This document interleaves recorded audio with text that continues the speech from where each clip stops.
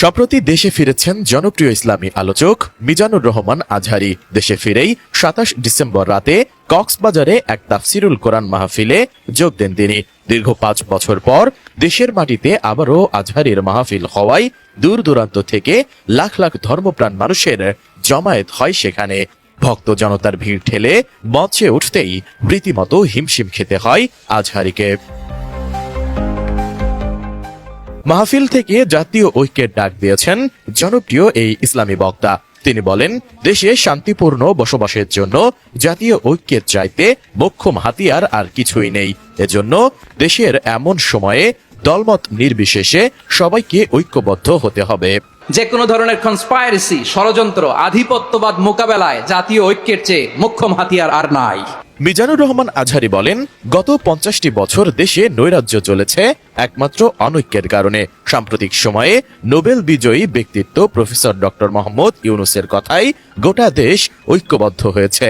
দেশের মানুষ আর অশান্তিতে থাকতে চায় না, সবাই শান্তি চায়। আপনারা নিজের চরকায় তেল দেন, আপনারাও শান্তিতে থাকেন, আমাদেরকেও শান্তিতে থাকতে দেন।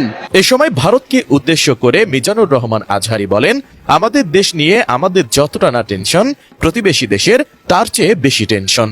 তিনি ভারতীয় গণমাধ্যমগুলোর বাংলাদেশ সম্পর্কে প্রচারিত প্রোপাগান্ডার তীব্র সমালোচনা করে বলেন, আপনাদের এত ভাবনার দরকার নাই, নিজেদের নিয়ে ভাবুন, নিজেদের চরকায় তেল দিন, আপনারা শান্তিতে থাকুন, আমাদেরকেও থাকতে দিন।